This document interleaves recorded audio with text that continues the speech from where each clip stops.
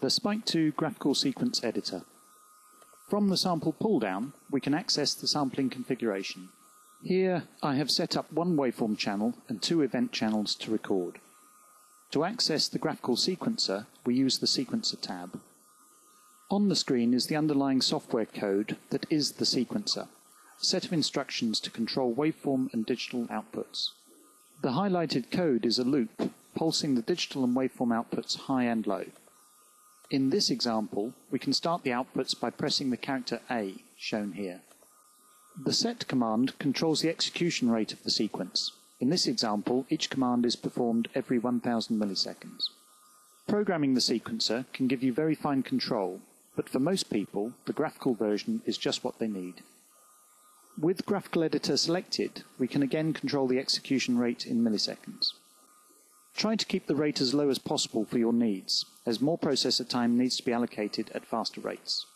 In the Graphical Editor display, we might want to see times in milliseconds, so set that here. Likewise, we might want to scale our waveform outputs. Changes are made on the right. In the Outputs to Display section, we can switch digital and waveform outputs on or off. Now we'll enter the Graphical Editor. The new display is resizable and shows the output channels on a time track. The current section is called Initial and plays the outputs as soon as sampling starts. In some circumstances, this is not required, so many users treat Initial as the null or halt output state. As you can see from the drop-down, Initial is accompanied by 26 other output sections. The blue line in the window is called the control track. This holds icons representing condition and marker information. Clicking on the control track, we can enter a key, which the section will react to, and start its output.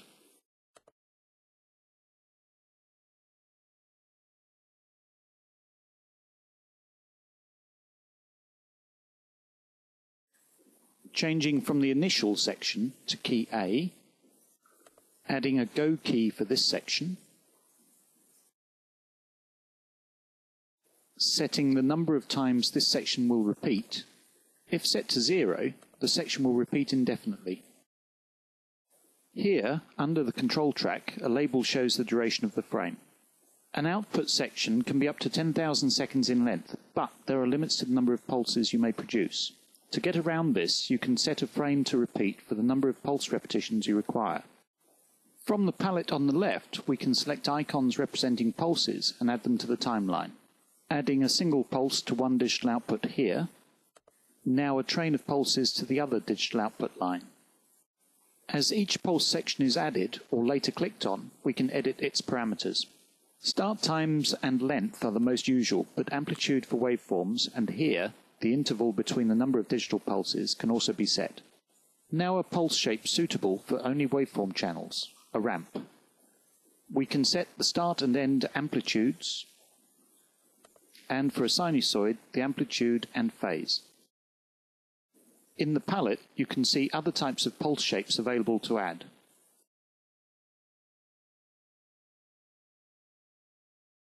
If pulses are placed on top of each other in a DAC channel, the result would be a summation of the two shapes. However, if the absolute levels checkbox is selected in the editor settings page, then the output level is set by the last item in the overlap. Define here where the sequencer is to go after 5 repeats of this, the current section A. We can link the end of this section to key B, which would start immediately section A finishes.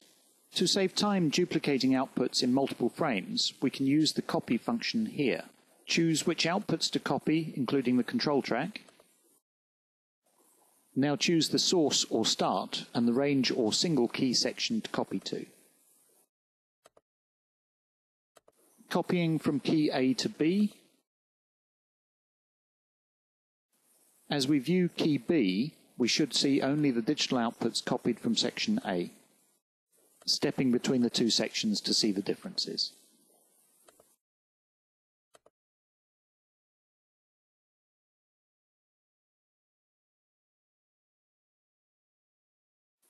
It should now be easy to drag the train of pulses to a different time in the output frame. Now that the pulses are correct, we can look at the lower palette items. These control track icons allow us to wait for a condition, branch if necessary, and add markers to the data file. We can also employ variable arithmetic. Adding the wait icon to the control track. By default, this gives us a random delay. We can specify the range of time, min and max, in seconds to choose a time from. Other options include waiting for a waveform channel condition, such as above or below a level, as well as detecting a single new digital input or burst of events.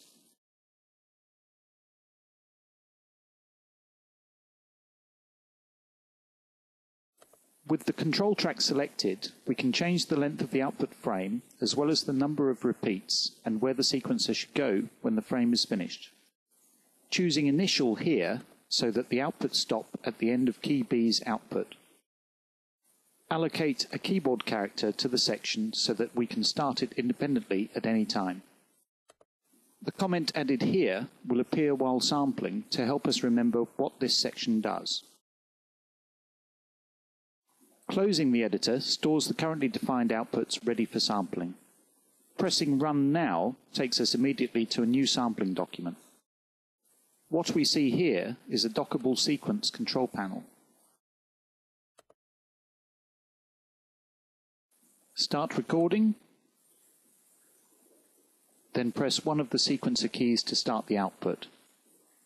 With key A, we see 5 repeats followed by an automatic link to key B. Pressing key B now, just one instance of this output happens.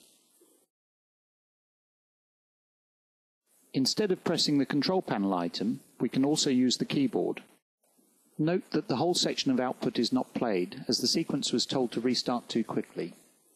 Now pressing H to halt the whole sequence.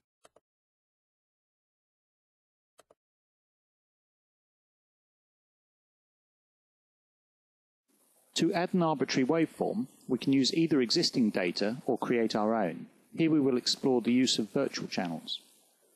Give the new channel a sampling rate. Here I'm copying the rate of the recorded waveform, but you can also enter your own frequency. Clicking on the arrow button to the right opens a list of virtual channel functions. Selecting sinusoid from Generate Waveform, we can set a frequency and time to align the zero crossing to. The waveform is now computed and displayed.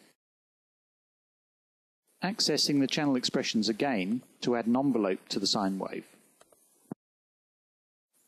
Setting the rise, plateau and fall times for the envelope.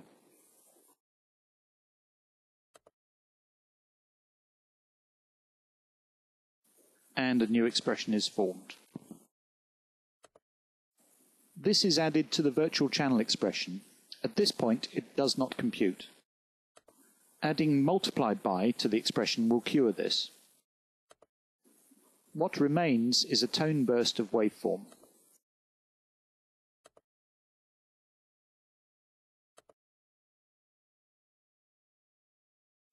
To add this wave to the graphical sequencer, we need to use the Output Waveform section from the sample pull-down.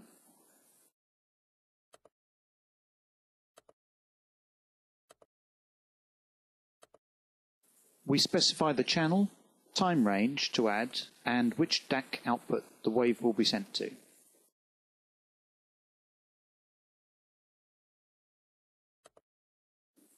Add a label and a key.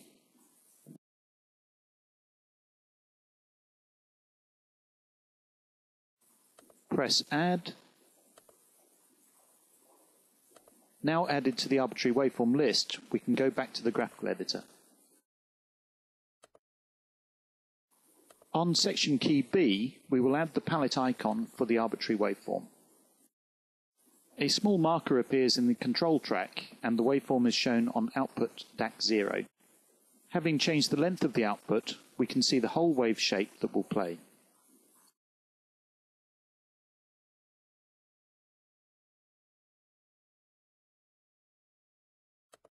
Let's test this output. Selecting output key B, tone burst waves are now played alongside the digital outputs. To initial, or halt, now forces all of our outputs to a known state.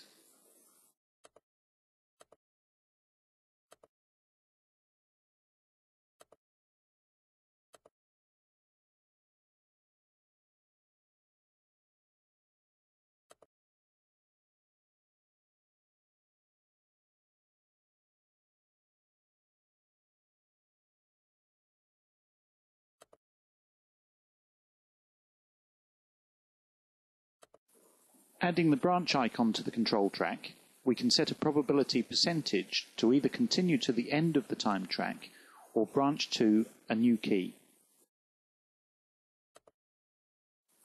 Set 50% and a destination of key B to repeat this output or continue to the end and branch to key A.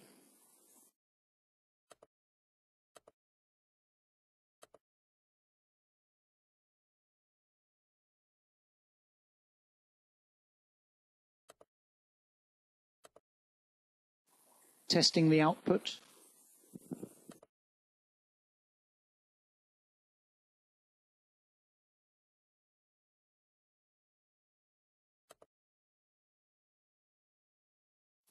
The outputs are now random.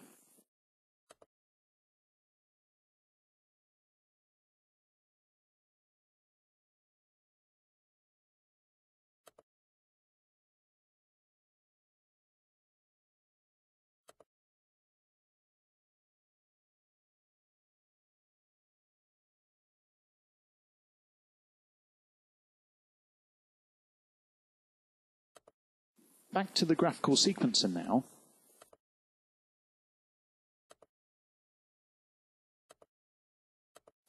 If on section key B we add a sine wave after the arbitrary waveform, you can see that there are allowed and disallowed placement areas.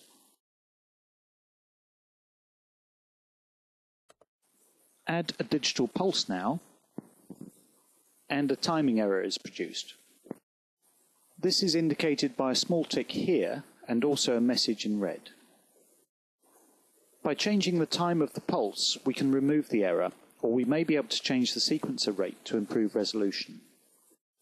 That's it for this brief introduction to the graphical sequencer. I do hope it has given you some ideas.